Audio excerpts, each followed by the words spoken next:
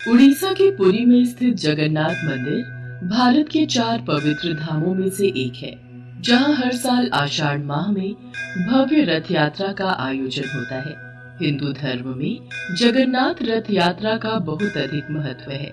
जगन्नाथ मंदिर में भगवान जगन्नाथ विराजमान हैं, जो कि श्री हरि विष्णु के अवतार श्री कृष्ण का ही रूप माने जाते हैं।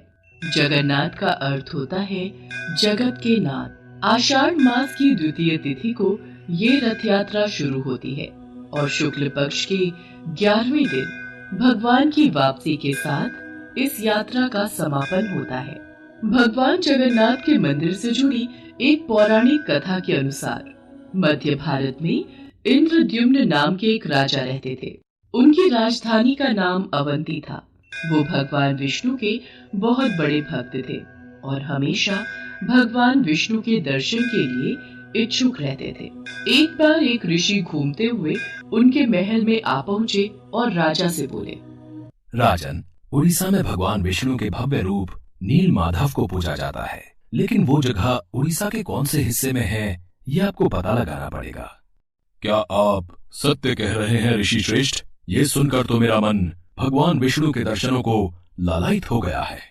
राजा इंद्रद्युम्न अत्यंत आनंदित हो उठे और तुरंत महल के मुख्य पुजारी के भाई विद्यापति को आदेश दिया कि वो उड़ीसा जाकर नील माधव की खोज करे। राजा के आदेश अनुसार विद्यापति ओडिशा भ्रमण करने निकल पड़े। बड़ी ही लंबी यात्रा के बाद जब विद्यापति ओडिशा पहुंचे, तब उन्हें कुछ गुप्तचरों के माध्यम से पता चलता है कि सबरों के मुखिया विश्ववासु एक गुप्त गुफा के अंदर नील माधव की पूजा करते हैं। विद्यापति विश्वासु के पास गए और बोले, महाशय, कृपा करके आप मुझे देव पूजा का स्थान दिखा दीजिए। मैं विश्वास के साथ यहाँ आया हूँ। नहीं नहीं, मैं तुम्हें उस स्थान पर नहीं ले जा सकता, मुझे माफ करो। अब मैं क्या करूँ? यदि ऐसे ही वापस गया तो महाराज को क्या जवाब दूंगा? मुझे कोई और रास्ता ढूंढना होगा। विद्यापति उसी गांव में रुक गया। कुछ ही दिनों में विद्यापति को विश्ववासु की बेटी ललिता से प्यार हो गया और दोनों ने शादी भी कर ली। शादी के कुछ दिन बाद विद्यापति ने अपनी पत्नी से कहा, ललिता, सुनो, क्या तुम नील माधव की सिर्फ एक झलक दिखाने के लिए अपने पिता से कह सकती हो? तुम्हारे पिता तुम्हारी बात नहीं टालेंगे। ठीक है, पिताजी को आने दो, मैं बात कर लूंगी। ललिता अपने पिता से बात करती है। ठीक है, पर मेरी एक शर्त है। विद्यापति मेरे साथ आंखों पर पट्टी बांध कर जाएगा। विद्यापति शर्त मान लेता है, पर वो बड़ी ही चालाकी से अपने साथ कुछ सरसों के दाने ले जाता है और गुप्त गुफा तक पहुंचने के रास्ते को याद रखने के लिए रास्ते में सरसों के दाने गिराते हुए जाता है। गुप्त गुफा में पहुंचने के बाद जब विद्यापति ने नील माधव की दिव्य छवि को देखा, तब वो उन्हें देखता ही रह गया। गुप्त गुफा से लौटकर विद्यापति ने राजा इंद्रद्युम्न को सब कुछ बताया। तब राजा इंद्रद्युम्न भी अपने प्यारे भगवान के दर्शन के लिए तुरंत निकल पड़े। लेकिन जब राजा इंद्रद्युम्न विद्यापति के साथ गुप्त गुफा में पहुंचे, तब उन्हें वहां कुछ नहीं दिखा। नील माधव अंतर्धान हो चुके थे। यहाँ पर तो कुछ भी नहीं है। प्रभु कहाँ गए? महाराज, मैंने यही उनके दर्शन किए थे, पर अब वो यहाँ से अंतर्ध्यान हो गए हैं। राजा इंद्रद्युम्न निराश होकर महल में लौट आए। उसी रात उनके सपने में भगवान विष्णु आए और बोले, राजन, तुम पुरी के समुद्र तट पर जाओ। वहाँ तुम्हें एक लकड़ी का लट्ठा मिलेगा जो पानी में तैर रहा होगा। उसे लेकर आओ और उस लकड़ी से मूर्ति का निर्माण करो। राजा इंद्रद्युम्न ने इस संदेश का पालन किया और वो पुरी के समुद्र तट पर पहुंच गए और वहां उन्हें सचमुच एक लकड़ी का लट्ठा पानी में तैरता हुआ दिखाई दिया। लेकिन राजा इंद्रद्युम्न के सेवकों के लाख कोशिशों के बावजूद भी कोई उस लकड़ी के लट्ठे को उठा नहीं पा रहा था। अंत में कबीले के सरदार विश्ववासु की सहायता से उस लकड़ी के लट्ठे को महल में लाया गया, परंतु उस लकड़ी के लट्ठे से कोई भी कारीगर नील माधव की छवि तराश नहीं पा रहे थे।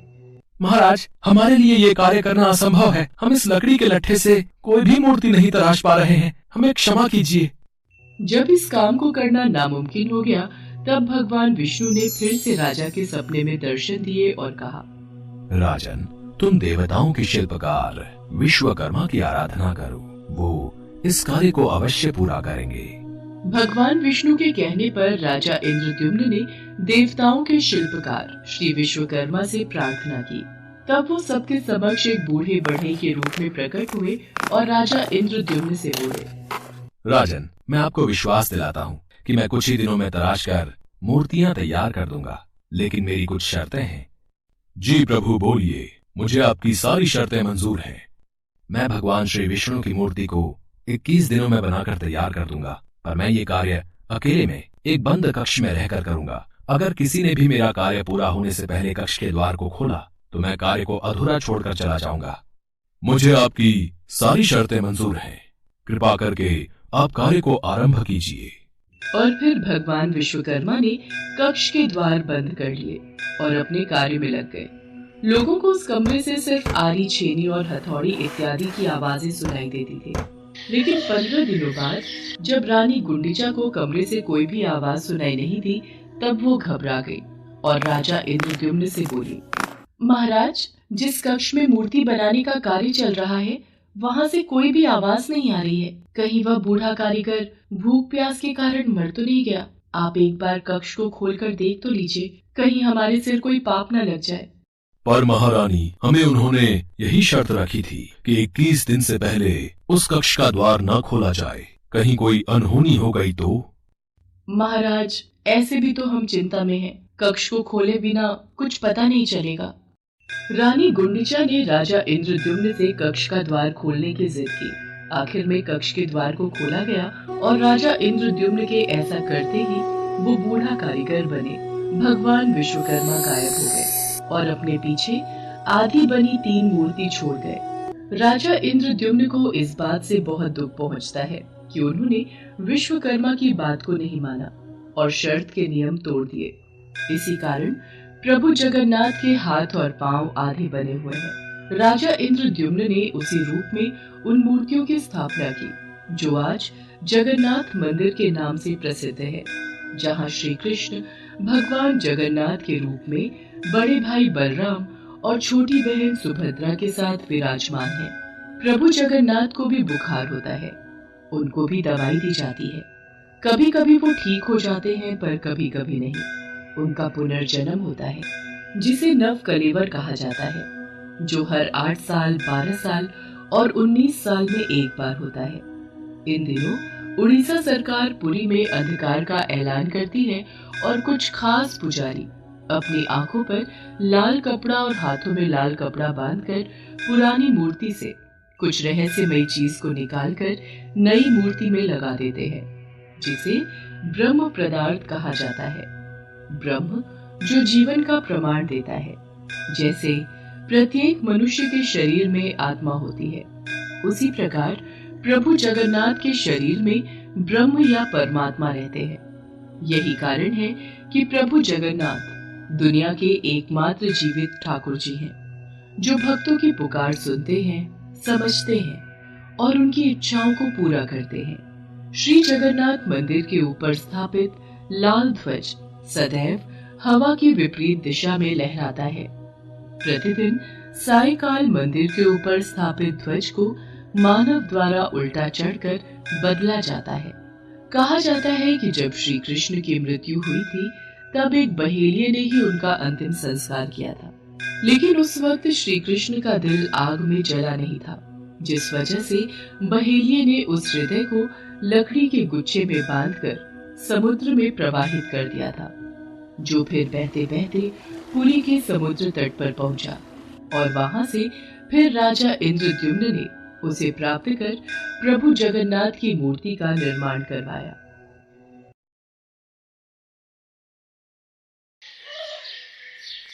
उड़ीसा शहर के छोटे से गांव में माधव दास जी रहते थे। माधव दास जी अकेले रहते थे और भगवान जगन्नाथ जी के भजन किया करते थे, और वो हर रोज भगवान जगन्नाथ जी के मंदिर में दर्शन के लिए जाया करते थे। वो सिर्फ जगन्नाथ जी की भक्ति में ही मस्त रहते थे। उन्हें सांसारिक जीवन से कोई मोह माया नहीं थी। एक दिन अचानक माधवदास जी की तबीयत खराब हो गई। उन्हें उल्टी दस्त का रोग हो गया। वो बहुत ही कमजोर हो गए कि उठने बैठने में भी उन्हें समस्या होने लगी। माधव जी अपना कार्य स्वयं करते थे। वो किसी से मदद नहीं लेते थे। जो व्यक्ति उनकी मदद के लिए आता था उनसे कहते थे, मेरे प्रभु, मेरे जगन्नाथ जी स्वयं मेरी रक्षा करेंगे। ऐसे ही कुछ दिन और बीत जाते हैं। माधव जी की तबीयत और खराब हो जाती है। अब तो वो मल मूत्र भी बिस्तर पर त्याग देते थे, परंतु उन्होंने अपनी भक्ति और आस्था जगन्नाथ जी पर से नहीं छोड़ी। इतना बीमार होने के बाद भी वो नियम से जगन्नाथ जी की आराधना किया करते थे। यही दूसरी ओर जगन्नाथ जी अपने भक्त की उन पर आस्था देखकर अत्यंत खुश थे। तभी बलदेव जी जगन्नाथ जी से कहते हैं, हे प्रभु, आपका प्रिय भक्त इतना कष्ट में है, आप उसे दूर क्यों नहीं करते? वो उसके पूर्व जन्म के कष्ट हैं जो उसे भोगने ही होंगे, पर उसने मेरी इतनी भक्ति की है, इस कारण मैं पृथ्वी लोक पर जाकर उसकी देखभाल करूंगा। तब स्वयं जगन्नाथ जी सेवक के रूप में माधव जी के पास उनकी सेवा करने के लिए जाते हैं। वो माधव जी की बहुत सेवा करते हैं और उनके गंदे वस्त्र भी भगवान जगन्नाथ जी अपने हाथों से स्वयं साफ किया करते थे और उन्हें स्नान भी कराया करते थे। भगवान जगन्नाथ जी की सेवा से जब माधव दास जी स्वस्थ हुए और उन्हें होश आया, तब भगवान जगन्नाथ जी को उनकी सेवा करते देख वो तुरंत पहचान गए, ये मेरे प्रभु ही हैं। देखो माधव, मुझसे भक्तों का कष्ट सहा नहीं जाता, इसी कारण मैं तुम्हारी सेवा करने के लिए स्वयं आया हूँ। और जो पूर्व जन्म के कष्ट तुम्हारे भाग्य में लिखे हुए हैं, वो तो तुम्हें भोगने ही पड़ेंगे। अगर उस कष्ट को इस जन्म में नहीं भोगोगे, तो तुम्हें फिर से एक और जन्म लेकर कष्ट भोगना पड़ेगा। मैं नहीं चाहता था कि मेरे भक्त को उसके पूर्व जन्म के कष्टों के कारण अगला जन्म फिर लेना पड़े। इसलिए माधव, मैंने तुम्हारी सेवा की। अगर फिर भी तुम कह रहे हो तो मैं अपने भक्त की बात नहीं टाल सकता। अब भी तुम्हारा ये रोग 15 दिन का और शेष है, इसलिए वो 15 दिन का रोग वो मैं ले लेता हूँ। 15 दिन का वो रोग जगन्नाथ प्रभु ने माधव दास से ले लिया। तब से भगवान जगन्नाथ जी 15 दिन के लिए बीमार रहते हैं। तब से आज तक हर वर्ष से यही चलता आ रहा है। ज्येष्ठ पूर्णिमा को भगवान जगन्नाथ जी को ठंडे जल से स्नान कराया जाता है। इस स्नान के बाद भगवान को बुखार आ जाता है। 15 दिनों तक भगवान जगन्नाथ जी को एकांत में एक विशेष कक्ष में रखा जाता है, जहाँ केवल उनके बेधा और निजी सेवक ही उनके दर्शन कर सकते हैं। इस दौरान भगवान जगन्नाथ जी को फल के रस, औषधि एवं दलिये का भोग लगाया जाता है और रोग मुक्त करने के लिए उन्हें काढ़ा भी पिलाया जाता है। भगवान के स्वस्थ होने पर अपने भक्तों से मिलने रथ पर सवार होकर निकलते हैं, जिसे रथ यात्रा कहा जाता है। इस रथ यात्रा में भगवान जगन्नाथ जी के साथ साथ उनके भाई और बहन भगवान बलदेव और देवी सुभद्रा की भी रथ यात्रा निकलती है। रथ यात्रा प्रतिवर्ष आषाढ़ मास की शुक्ल पक्ष की द्वितीय तिथि को निकलती है।